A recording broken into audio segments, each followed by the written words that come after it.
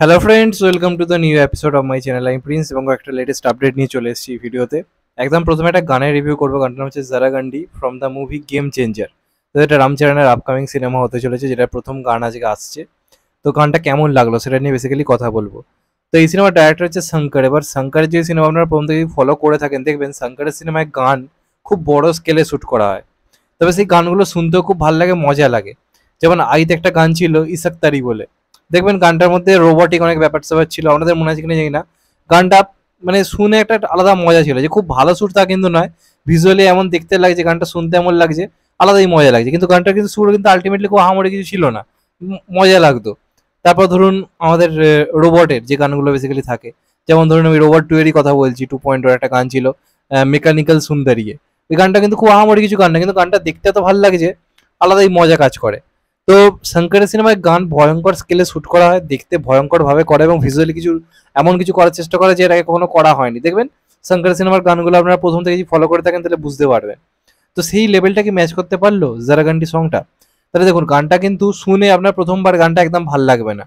আর যখন গানটা প্রথম শুনবেন, গানটার কোনো কোনো জায়গা কিন্তু খারাপ না, কোনো কোনো জায়গা বেশ ভালো। কিন্তু বেসিক্যালি সাউথের গানে কি হয়, ব্যাকগ্রাউন্ড মিউজিক দুর্দান্ত হয়, গানের যে ব্যাকগ্রাউন্ড মিউজিক মারাত্মক হয়। অনিরুদ্ধের ক্ষেত্রে এই কথাটা খুব ভালো যায়, বেসিক্যালি থামানের ক্ষেত্রেও তাই। কিন্তু এই গানটার কিন্তু ব্যাকগ্রাউন্ড মিউজিক বা গানটার যে ভাইবসটা, সেটা কিন্তু খুব আহামরি কিছু আমার লাগলো না। গানের দেখুন, গানের লিরিক্স তো আমরা বুঝতে পারবো না, স্বাভাবিক ব্যাপার। কিন্তু গানের যে ভাইবস, একটা গান শুনে, যেমন ধরুন যে গানটা এসেছিল আমাদের এই সিনেমার বিস্ট বলে যে মুভিটা ছিল, তার যে গানটা ছিল হালামতি হাবিবো বলে যে গানটা, তো সেই গানটারও কিন্তু কথা আমরা তখন কিছু বুঝতে পারিনি, কিন্তু আলাদা মজা কাজ করেছিল গানটা শুনে। তো এই গানটার ক্ষেত্রে ভিজুয়ালি গানটা দেখতে বেশ ভালো লাগছে। এখানে রামচরণের সঙ্গে কিয়ারাকে বেশ মানিয়েছে, এবং এখানে রামচরণ বেসিক্যালি একজন পলিটিশিয়ানের চরিত্র সম্ভবত অভিনয় করছে, এবং সম্ভবত নায়ক যে টাইপের সিনেমা আর কি, সেই বেসিক্যালি ওইরকম রেঞ্জেরই একটা সিনেমা হতে চলেছে। পলিটিক্স নিয়ে কিন্তু অনেক কিছু ব্যাপারে সিনেমার মধ্যে রয়েছে, এরকম টাইপের সিনেমা শঙ্কর বানায়। তো সেই জিনিসগুলো কিন্তু এখানে রয়েছে। তো রামচরণকে সত্যি ভালো লাগছে, এবং গানটাতে কিয়ারাকেও ভালো লাগছে। দুজনের মধ্যে যে নাচ ফাচগুলো বা যে বড় স্কেলে গানটা শ্যুট করেছে, কস্টিউম ডিজাইন, এগুলো কিন্তু খুব ভালো। তবে গানটা শ্যুটটা কিন্তু আমার খুব একটা আহামরি কিছু লাগলো না। বেসিক্যালি যেখানে থামান মিউজিক দিয়েছে সেখানে আরও বেটার ভাইবস আমি আশা করেছিলাম, তো সেই রকম কিন্তু ভাইবস আমি পেলাম না। তবে গানটা দেখতে বেশ ভালো লাগছে। গানটা যখন আপনি সিনেমা হলে, যখন এটা তো লিরিক্যাল ভিডিও, গানটা যখন সিনেমা হলে যখন পুরো ভিডিও সহ আপনি দেখবেন, এটুকু বলতে পারি আপনি মজা পাবেন, সিনেমা হলে আপনি গানটা এনজয় করবেন। তবে এমনিতে কিন্তু গানটা শুনে খুব একটা কিছু ভাইবস বা মানে গুজবাম্পস কোথাও গিয়ে কাজ করছে না। অনেক বেশি এক্সপেকটেশন ছিল গানটা যখন থেকে প্রথম লুক এসেছিল তখন থেকে, তো সেই লেভেলটা আমার মনে হয় কোথাও গিয়ে ম্যাচ করতে পারিনি। আমার জন্য কিন্তু গানটা খুব একটা ওয়ার্ক করেনি। যাই হোক, এটা আমি আমার বক্তব্য বললাম, তোমাদের এটা নিয়ে কি মতামত অবশ্যই কিন্তু জানিও। এরপর যেটা নিয়ে কথা বলবো সেটা হচ্ছে রকিং স্টার ইয়াসের আপকামিং সিনেমা টক্সিক নিয়ে। তো এই সিনেমাতে আমরা জানতাম করিনা কাপুর থাকছে, এটা তো 100% কনফার্ম করা হয়েছিল। কিন্তু চমক রয়েছে, এই সিনেমা কিন্তু করিনা কাপুর ইয়াসের কিন্তু লিড অপোজিট হিরোইন হিসেবে কিন্তু কাজ করছে না। মানে রকিং স্টার ইয়াসের নায়িকা হিসেবে কিন্তু করিনা কাপুর এখানে কাজ করছে না। খুব সম্ভবত করিনা কাপুর এখানে দিদি অথবা বোনের চরিত্র অভিনয় করবে, মানে দিদি অথবা বোন, এই দুটোর মধ্যেই কোনো একটা কিছু হবে, সেটা এখন কনফার্ম জানা যায়নি। আর লিড হিরোইন হিসেবে সিনেমা থাকতে চলেছে কিন্তু কিয়ারা আদমানি, এমনটাই কিন্তু খবর রয়েছে। এবার দেখা যাক সিনেমাটা ফাইনালি কেমন হয়। অনেকের ধারণা ছিল যে করিনা কাপুরই নায়িকা হবে, করিনা কাপুর কিন্তু এখানে দিদি বা বোনের পাঠ করবে, আর মেন নায়িকা কিয়ারা আদমানিকে আপাতত ভাবা হচ্ছে। তো দেখা যাক ফাইনালি কি হয়। এরপর যেটা নিয়ে কথা বলবো সেটাও কিন্তু বেশ বড় একটা আপডেট, এবং এখানে বেসিক্যালি যেটা নিয়ে কথা বলবো সেটা হচ্ছে বেসিক্যালি ভুলভুলাইয়া 3 নিয়ে।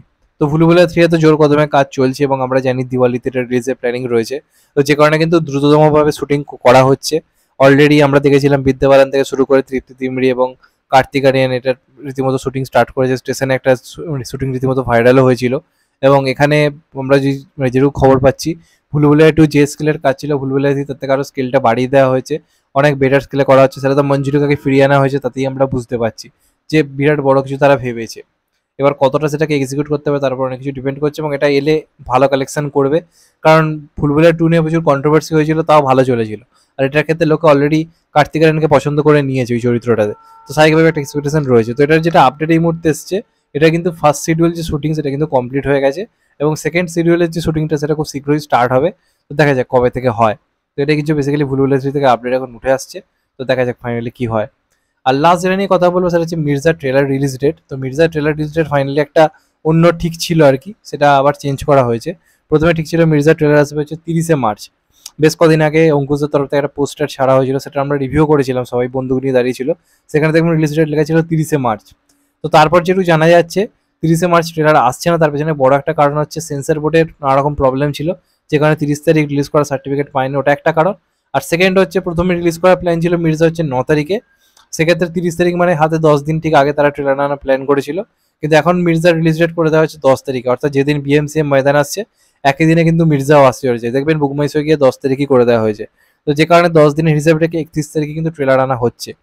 তো একদিক দিয়ে ভালো, রোববার দিন পড়েছে, রোববার দিন স্বাভাবিকভাবেই ছুটির দিন, অনেক দর্শক অ্যাক্টিভ থাকবে সোশ্যাল মিডিয়াতে, এবং টাইমটাও ভালো বাছা হয়েছে সকাল 11টা।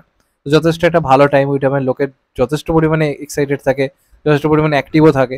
তো খুব ভালো টাইমে ট্রেলারটা আনা হচ্ছে। আশা করবো যে হাইপটা দরকার রয়েছে রিলিজের ঠিক আগে সেটা ট্রেলারটা করতে পারবে, কারণ গান সেরকম লেভেলে কোনো হাইপ কিন্তু ক্রিয়েট করতে পারেনি, যেটা টিজার করতে পেরেছিল। টিজার কিন্তু ভালো হাইপ ক্রিয়েট করতে পেরেছিল, গানগুলো কিন্তু সেরকম বড় হাইপ ক্রিয়েট করতে পারেনি, গালিব তো করতে পারেইনি। আর সেকেন্ড যে গানটা এসছে সেটা পছন্দ করেছে লোকে, কিন্তু মানে সেরকম লেভেলে ক্রেজ তৈরি করতে পারেনি, যেটা সত্যি কথা বলতে হওয়া উচিত ছিল এই ধরনের গানের ক্ষেত্রে। তো এবার ট্রেলার কিন্তু একটা বড় জায়গা, কারণ বড়ে মিয়া ছোট মিয়া ট্রেলার বিরাট হাইপ তৈরি করে দিয়েছে, অলরেডি বুক মাই শোয়ে ট্রেন্ডিংয়ে চলে এসছে, ময়দানের ট্রেলার লোকে পছন্দ করেছে। তো এই দুটো সিনেমার সঙ্গে লড়াইয়ে থাকতে গেলে কিন্তু ট্রেলার কিন্তু দুর্দান্ত হতে হবে। তো আশা করছি সেটা হবে। তো 31শে মার্চ ঠিক সকাল 11টায় ট্রেলার আসছে, তো দেখা যাক কেমন হয়। তো এগুলোই ছিল বেসিক্যালি আজকের আপডেট। চ্যানেলটা নতুন হলে চ্যানেলটা সাবস্ক্রাইব করে দিও and get the bell icon. ভালো থেকো সবাই, টেক কেয়ার, নমস্কার, আবার দেখা হবে। এখন তো বাই, সবাই ভালো থেকো, সুস্থ থেকো, নমস্কার, টেক কেয়ার, আবার দেখা হবে।